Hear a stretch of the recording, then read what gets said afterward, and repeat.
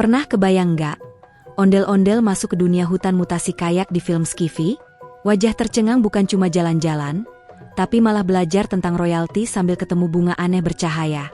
Assalamualaikum warahmatullahi wabarakatuh. Sahabat semuanya, sebelum lanjut, jangan lupa tekan tombol like, komen, dan subscribe supaya nggak ketinggalan kisah seru berikutnya. Bismillahirrohmanirrohim. Segala puji hanya milik Allah Subhanahu wa Ta'ala yang selalu memberi kita kesehatan dan kesempatan. Mari tulis sholawat kepada Nabi Muhammad Shallallahu Alaihi Wasallam beserta keluarganya di kolom komentar sebagai bentuk cinta kita. Jangan lupa sahabat, selalu bertakwa kepada Allah di setiap keadaan. Allah berfirman dalam surah Al-Isra ayat 7, "Jika kamu berbuat baik, berarti kamu berbuat baik bagi dirimu sendiri."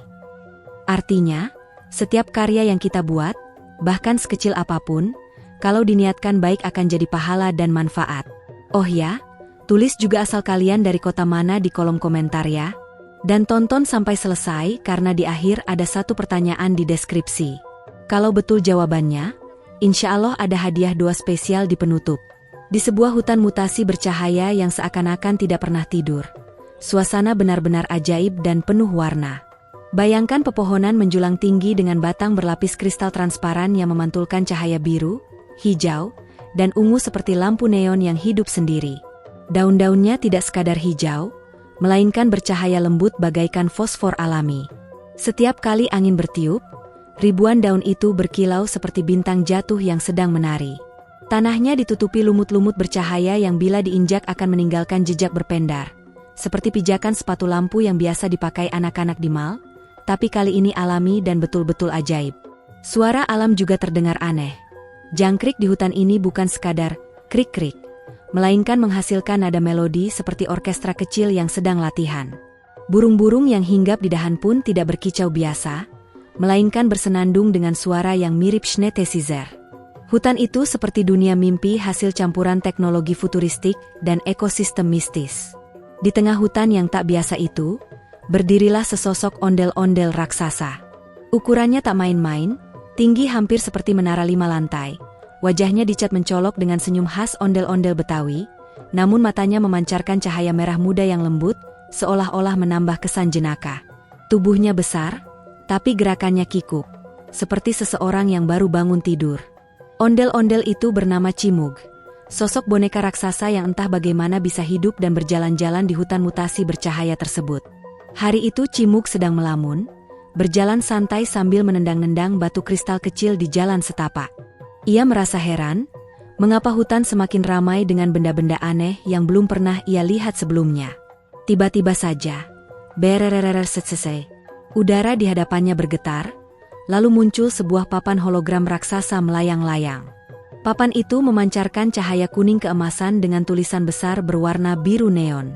Tulisan itu berkedip-kedip seperti iklan jalanan di pusat kota, seakan-akan memaksa siapapun yang melihatnya untuk berhenti dan memperhatikan. Cimug, si ondel-ondel raksasa, otomatis menghentikan langkahnya. Ia menatap papan hologram itu dengan mata membelalak, lalu membaca tulisan yang muncul. Apa itu royalti? Sesaat, hutan yang biasanya ramai suara mendadak senyap. Burung-burung bercahaya yang tadi berkicau ala synthesizer tiba-tiba berhenti, seolah ikut penasaran. Katak bercahaya biru yang tadinya melompat-lompat di pinggir sungai juga terdiam, matanya menatap hologram. Bahkan pepohonan yang biasanya berkilau seakan menurunkan intensitas cahayanya, memberi spotlight penuh pada Cimug yang kini jadi pusat perhatian. Ondel-ondel raksasa itu menggaruk kepalanya yang penuh hiasan kembang kelapa dari plastik warna-warni. Suara gesekan antara tangannya dan hiasan kepala menghasilkan bunyi kresek-kresek yang aneh. Dengan wajah polos, ia berkata lantang, "Loh, aku aja belum gajian, kok disuruh ngitung royalti?" Ucapannya bergema di seluruh hutan. Sesaat kemudian, suara tawa kecil mulai terdengar, bukan dari manusia, tapi dari makhluk-makhluk hutan yang ikut terhibur. Seekor kupu-kupu raksasa bercahaya ungu menutupi wajahnya dengan sayap, seakan menahan tawa. Kelompok jamur bercahaya di bawah pohon pun berkedip-kedip seperti lampu disko, seolah ikut cekikikan. Bahkan aliran sungai yang biasanya tenang kini beriak kecil, seperti ikut bergemuruh menertawakan kebingungan Cimug. Namun Cimug benar-benar serius. Ia tidak paham sama sekali apa arti tulisan itu. Royalty? Itu makanan? Atau nama jurus baru kayak di film silat? Atau jangan-jangan nama makhluk mutasi baru di hutan ini? Pikirnya dalam hati. Ia pun mencoba menebak-nebak. Pertama, ia menunduk ke tanah sambil menggambar pakai jari di atas lumut bercahaya. Royalt. Ia melafalkan dengan suara berat khas ondel-ondel. Royal? Tea? Teh kerajaan? Wah, mungkin maksudnya minuman mewah buat raja dan ratu kali ya. Lalu ia menepuk dahinya dengan suara plak, membuat burung-burung di atas dahan kaget. Ah, tapi kok pakai tea, bukan tea? Jadi apa dong? Apa ini semacam aturan pajak buat ondel-ondel? Waduh, aku aja belum gajian, gimana mau bayar-bayar beginian? Keluhnya sambil duduk di batu kristal raksasa. Hologram di hadapannya terus berkedip, menampilkan tulisan yang sama, apa itu royalty? Seakan mendesaknya untuk segera menjawab. Cimug semakin bingung. Ia menggaruk kepala, menggaruk pipi, lalu bahkan menggaruk perutnya, seolah-olah jawaban bisa keluar dari situ. Tapi nihil. Ia hanya bisa melongo. Matanya kosong menatap hologram yang seperti dosen killer sedang menunggu jawaban mahasiswa yang belum siap ujian. Dalam kebingungan itu, Cimug mencoba bernegosiasi dengan papan hologram. Papan bercahaya. Bisa nggak kasih clue dikit? Aku kan bukan Google.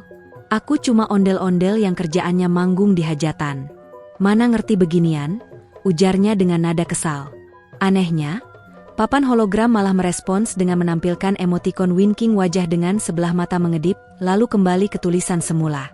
Hal itu membuat Cimug semakin frustrasi. Ia menjatuhkan tubuhnya ke tanah, membuat debu bercahaya beterbangan.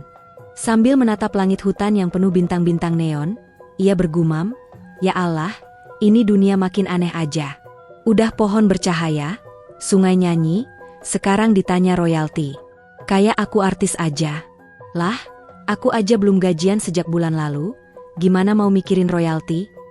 Tawa dari makhluk hutan kembali pecah. Seekor monyet bermata tiga bergelantungan di dahan, sambil menirukan gerakan garuk kepala Cimug. Kupu-kupu raksasa terbang berputar-putar di atas kepala ondel-ondel itu sambil mengeluarkan bunyi, hihihi, aneh. Hologram terus melayang, sabar menunggu, sementara Cimug semakin tenggelam dalam pikirannya yang penuh tanda tanya. Bagi Cimug, kata royalty terasa seperti teka-teki kosmik yang dilemparkan begitu saja di tengah hutan ajaib ini. Ia tidak tahu apakah itu soal serius, candaan, atau semacam ujian untuk masuk ke level berikutnya dalam dunia mutasi bercahaya ini.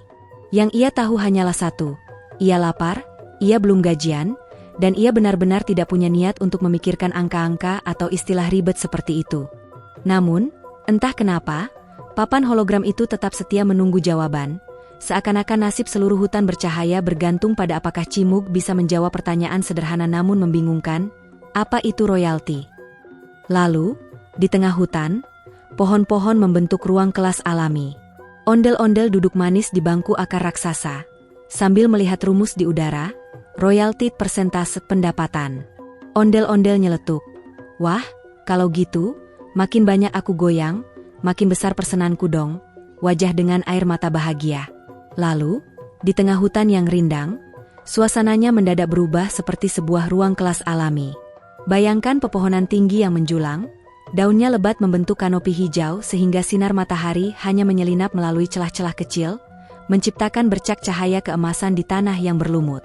Ranting-ranting pohon besar seolah berfungsi seperti tiang penyangga, dan akar-akar raksasa yang melilit tanah menjelma menjadi kursi panjang nan kokoh. Disinilah, ondel-ondel duduk manis. Wajahnya penuh rasa ingin tahu, matanya bulat berkilau seolah sedang bersiap menerima pelajaran baru. Suara burung-burung kecil yang berkicau menjadi latar musik alami, sementara angin yang berhembus perlahan menyerupai kipas alami yang membuat suasana belajar semakin adem. Di atas langit yang biru muda, tiba-tiba muncul simbol-simbol matematika berkilauan, seolah digambar oleh tangan tak kasat mata. Angka, tanda persen, dan huruf-huruf melayang di udara, seperti hologram bercahaya. Perlahan-lahan, rumus sederhana terpampang jelas di udara, royalty persentase pendapatan. Rumus itu berkilau keemasan, membuat ondel-ondel terbelalak kagum, sambil menggaruk-garuk kepalanya yang berhias mahkota kain warna-warni. Ia terdiam sebentar, lalu tersenyum lebar, dan dengan suara khasnya yang sedikit serak bercampur jenaka, ia nyeletuk, "Wah, kalau gitu, makin banyak aku goyang, makin besar persenanku dong," wajah dengan air mata bahagia. Ucapan kocak itu langsung membuat hutan bergemuruh dengan tawa. Burung hantu yang biasanya pendiam ikut terkekeh, tupai-tupai yang meloncat di dahan saling beradu ekor sambil cekikikan, bahkan pohon tua yang biasanya hanya bergeming kini bergoyang kecil, seolah menertawakan kepolosan si ondel-ondel. Suasana kelas alami itu bukan hanya penuh ilmu, tapi juga penuh humor. Ondel-ondel memang punya cara sendiri untuk memecah suasana kaku. Ia tidak mau hanya sekadar duduk diam mendengar teori. Bagi dirinya, belajar harus ada canda tawa agar otak bisa menerima dengan hati yang senang. Namun, di balik candanya, ada rasa penasaran tulus dalam hati ondel-ondel. Ia menatap kembali rumus itu, mencoba membayangkan apa maksud sebenarnya. Persentase, pendapatan, royalti, gumamnya sambil mengetuk-ngetukkan jarinya di atas akar raksasa yang menjadi bangkunya. Ia membayangkan dirinya sedang tampil menari di panggung besar. Di depan ada penonton ramai, musik gambang kromong mengalun, dan ia bergoyang lincah dengan badan besar namun lentur. Dari setiap goyangan itu, penonton memberi tepuk tangan, kadang ada yang menyawer, kadang ada yang membeli tiket pertunjukan. Nah, disitulah letak pendapatan yang ia maksud. Kalau rumusnya royalti persentase pendapatan, berarti semakin banyak penonton yang datang, semakin besar juga uang yang masuk, dan otomatis semakin besar pula royalti yang bisa ia dapatkan. Kepala ondel-ondel semakin berputar penuh ide. Ia mulai menghubungkan rumus ini dengan kehidupannya sehari-hari. Jadi kalau aku tampil di acara hajatan kampung, lalu penontonnya 100 orang, terus masing-masing bayar Rp1.000, berarti pendapatannya Rp100.000.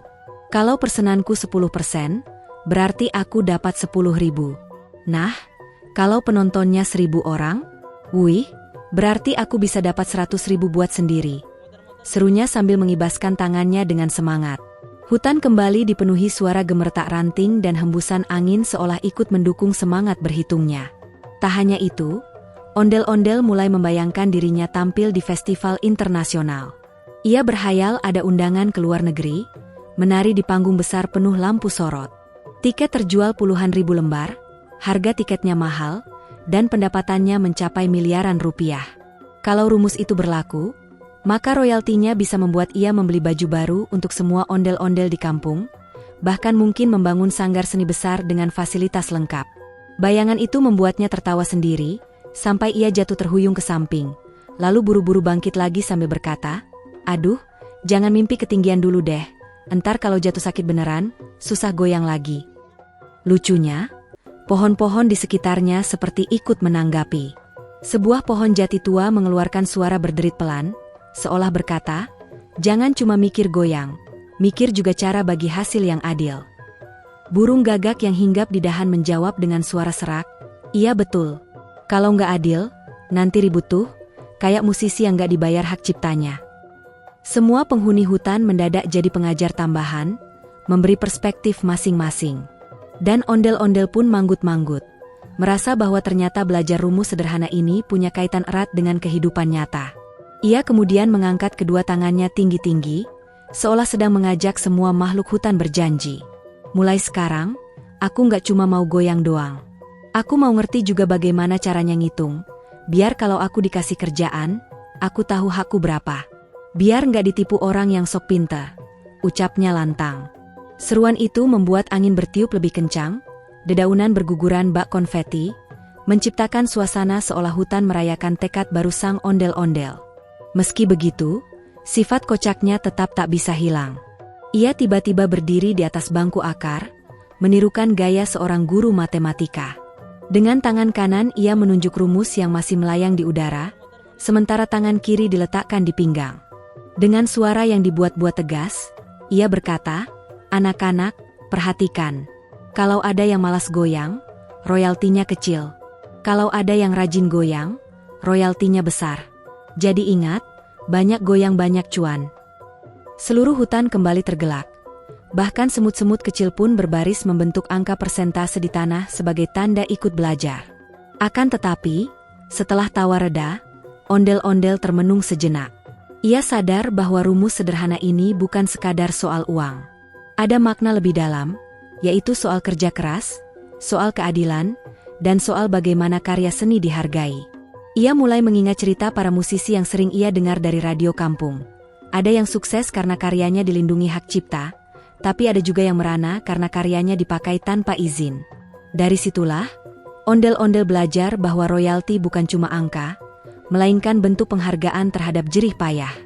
Hutan yang tadinya hanya tempat bermain kini benar-benar berubah menjadi ruang belajar penuh makna. Pohon-pohon seakan menjadi papan tulis raksasa, ranting menjadi kapur tulis, dan sinar matahari yang masuk melalui celah daun menjadi lampu proyektor alami.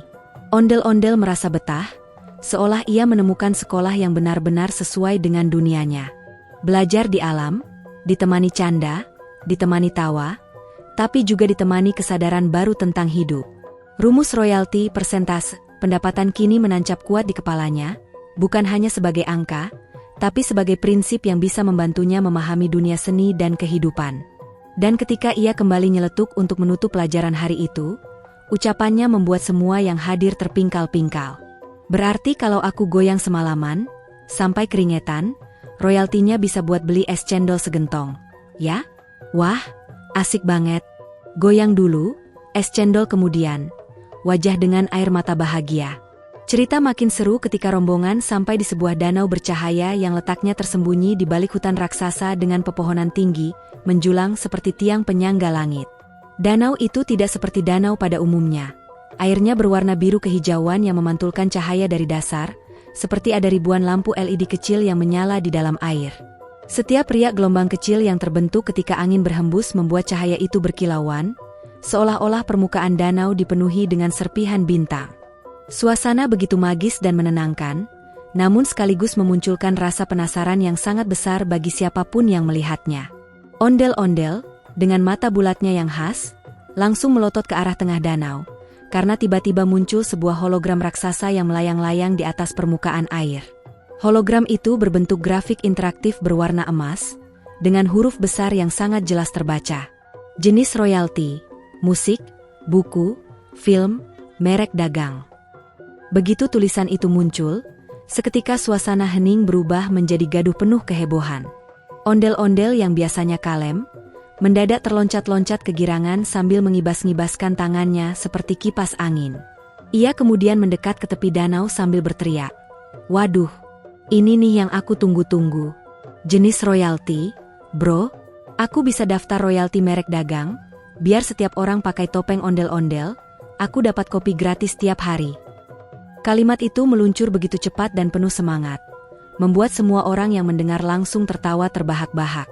Bayangkan saja, di tengah pemandangan indah nan sakral, dengan danau bercahaya penuh aura mistis, justru yang dipikirkan ondel-ondel adalah bagaimana caranya mendapat kopi gratis lewat royalti merek dagang.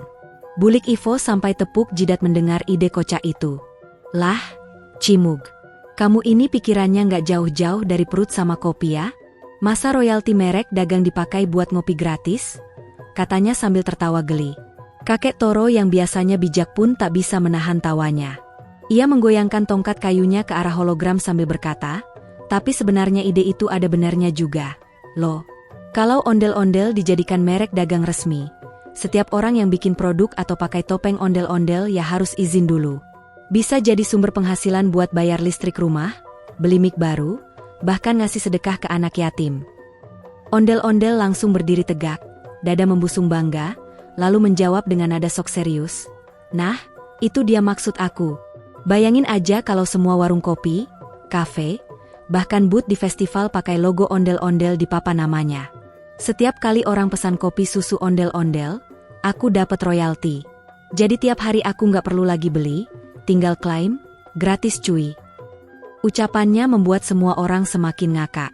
Bahkan hologram grafik di atas danau seolah-olah ikut bergoyang-goyang karena cahaya yang dipantulkan tampak bergetar seperti ikut tertawa. Namun di balik tawa itu, ada penjelasan serius yang mulai terungkap dari hologram. Tiba-tiba grafik itu bergerak, menampilkan penjelasan detail tentang tiap jenis royalti. Bagian pertama muncul tulisan. Royalti musik diberikan kepada pencipta lagu, penyanyi, atau produser setiap kali lagunya diputar, dibawakan ulang, atau dijual dalam bentuk fisik maupun digital. Ondel-ondel langsung nyeletuk.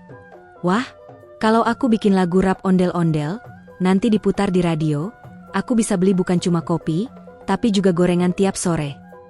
Semua langsung ngakak lagi, tapi di sisi lain mulai sadar bahwa yang sedang ditampilkan adalah ilmu berharga. Kemudian hologram bergeser ke poin berikutnya. Royalti buku diterima oleh penulis setiap kali bukunya diterbitkan, dicetak ulang, atau dijual di toko-toko. Mendengar itu, Bulik Ivo menoleh ke ondel-ondel sambil nyeletuk. Cimug, kamu kalau bikin buku judulnya apa? Jangan-jangan 1001 cara ngopi gratis ala ondel-ondel? Semua kembali tertawa, sementara ondel-ondel menanggapi dengan gaya sok puitis. Enggak lah, judul bukuku nanti, dari topeng ke cangkir, perjalanan spiritual mencari kopi sejati. Lalu hologram menampilkan poin berikutnya. Royalti film diberikan kepada sutradara, penulis skenario, produser, hingga aktor, setiap kali filmnya diputar, ditayangkan ulang, atau dijual dalam bentuk digital dan fisik. Mendengar itu, kakek Toro langsung melawak. Kalau begitu, kita harus bikin film dokumenter, ondel-ondel versus zombie gargantuar, perang kopi abadi. Nanti pasti laku keras. Semua tertawa terbahak-bahak lagi, bahkan sampai terdengar gema suara tawa mereka memantul di seluruh permukaan danau bercahaya itu. Dan terakhir, muncul tulisan besar. Royalti merek dagang, diberikan kepada pemilik merek setiap kali logo, simbol, atau identitas visualnya dipakai pihak lain untuk tujuan komersial. Begitu tulisan itu muncul, ondel-ondel langsung menjerit kegirangan sambil melompat-lompat di tepi danau. Yes, ini dia, ini kesempatan emas. Aku akan daftarin wajahku, topengku, bajuku, bahkan cara aku jalan pun jadi merek dagang resmi. Bayangin kalau semua orang bikin merchandise ondel-ondel, kaos, gelas, topi, bahkan bantal tidur, semua bayar royalti ke aku. Jadi aku bisa tidur nyenyak di atas kasur yang terbuat dari biji kopi. Semua orang semakin terpingkal-pingkal mendengar hayalan liar itu.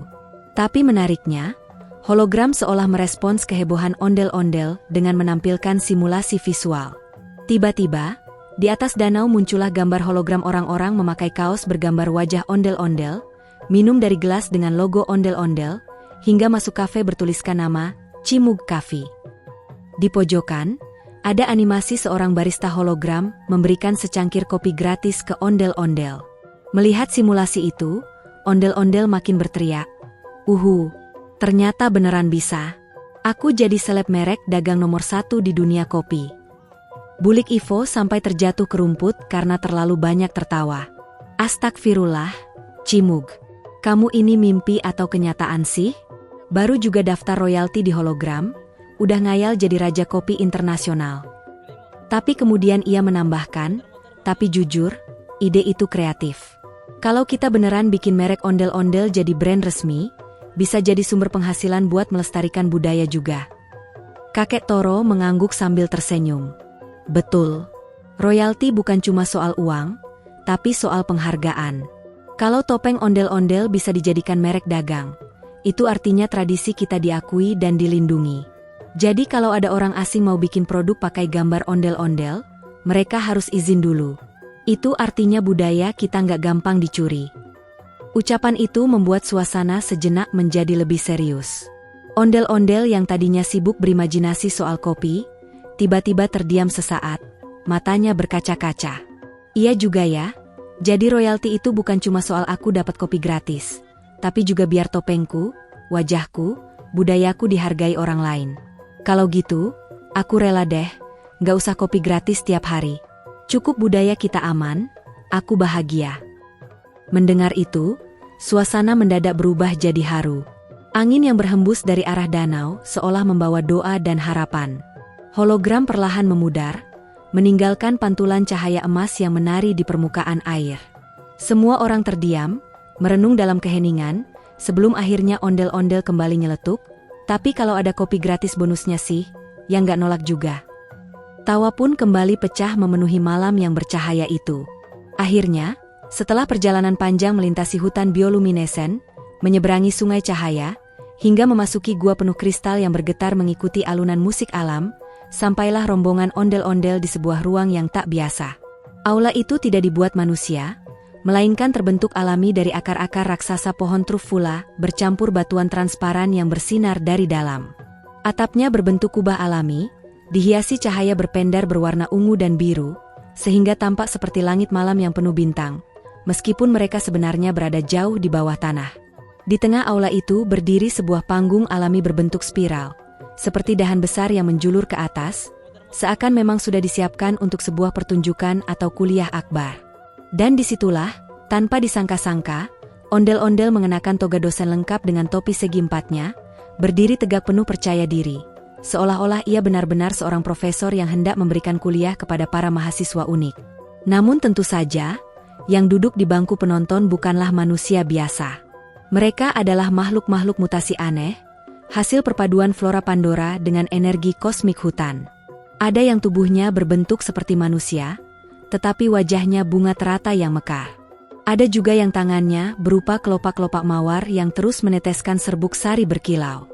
Bahkan, ada pula makhluk menyerupai kaktus berjalan, lengkap dengan duri-duri yang bisa berubah menjadi alat tulis setiap kali mereka ingin mencatat. Semua duduk rapi, memperhatikan panggung dengan tatapan serius, seolah benar-benar siap menerima kuliah yang berjudul Contoh Perhitungan Royalti Musik dalam Dunia Multisemesta. Ondel-ondel, dengan suara beratnya yang khas, mulai membuka kuliah. Ia batuk kecil, menghela napas panjang, lalu berkata dengan gaya sok akademis, "Baik, hadirin sekalian, pada kesempatan kali ini, kita akan membahas tentang sesuatu yang sangat penting dalam dunia seni, yaitu royalti musik." Mengapa penting? Karena tanpa pemahaman royalti, para musisi, pencipta lagu, dan bahkan penyanyi ondel-ondel seperti saya bisa jadi hanya dipandang sebelah mata. Ucapannya disambut tepuk tangan meriah dari para makhluk manusia bunga, yang anehnya juga bisa bertepuk tangan meski tangan mereka sebagian besar berupa kelopak atau batang tanaman. Kemudian ondel-ondel mengeluarkan papan tulis holografik. Dengan sekali tepukan, papan itu menyala dan menampilkan angka-angka berwarna neon. "Mari kita ambil contoh sederhana," katanya sok serius. "Misalnya sebuah lagu diputar di kafe hutan sebanyak 100 kali dalam seminggu. Jika tarif royalti per pemutaran adalah Rp500, maka berapa total yang harus dibayarkan?" Ia menatap penonton dengan sorot mata penuh wibawa, padahal di balik topeng ondel-ondelnya, ia sebenarnya menahan tawa sendiri karena tahu gaya bicaranya terlalu dibuat-buat. Para makhluk manusia bunga pun mulai saling bisik-bisik.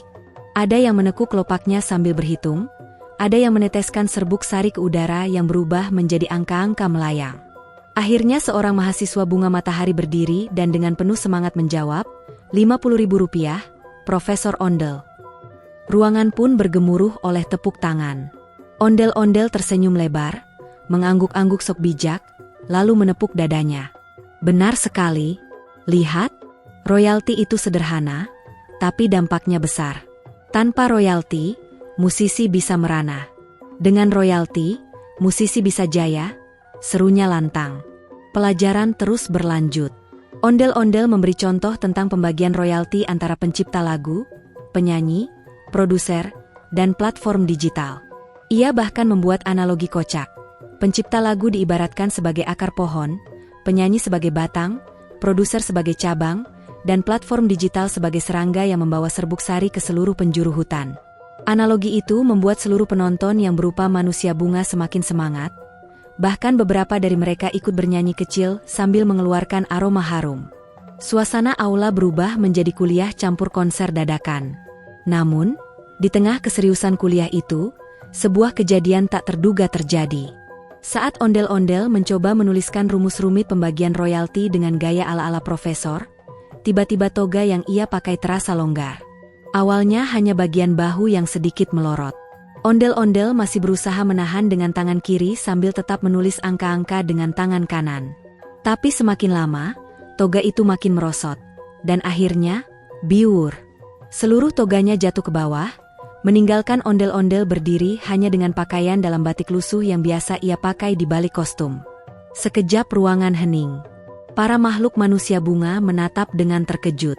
Ondel-ondel pun terpaku, tidak tahu harus bagaimana. Tapi detik berikutnya, Aula itu meledak dengan gelak tawa yang membahana. Suara tawa itu begitu keras, hingga bunga-bunga yang menempel di tubuh penonton berguguran satu persatu. Kelopak-kelopak jatuh beterbangan seperti hujan warna-warni, menutupi lantai panggung. Beberapa makhluk bahkan sampai terjatuh dari bangku, karena tak mampu menahan tawa.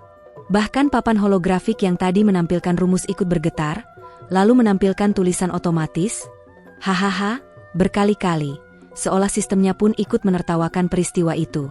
Ondel-ondel, yang awalnya malu, akhirnya ikut tertawa terbahak-bahak.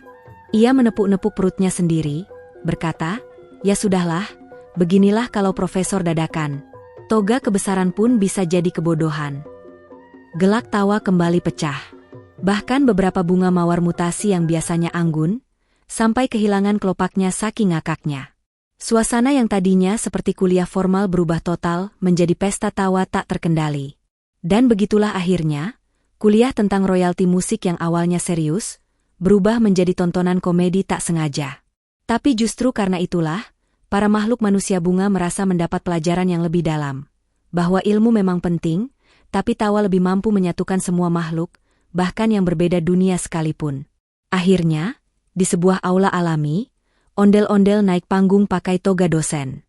Dengan gaya sok serius, ia ngajarin makhluk mutasi berbentuk manusia bunga soal contoh perhitungan royalti musik. Tapi tiba-tiba toganya kelonggaran, jatuh, dan semua penonton ketawa sampai bunga-bunganya gugur. Wajah dengan air mata bahagia.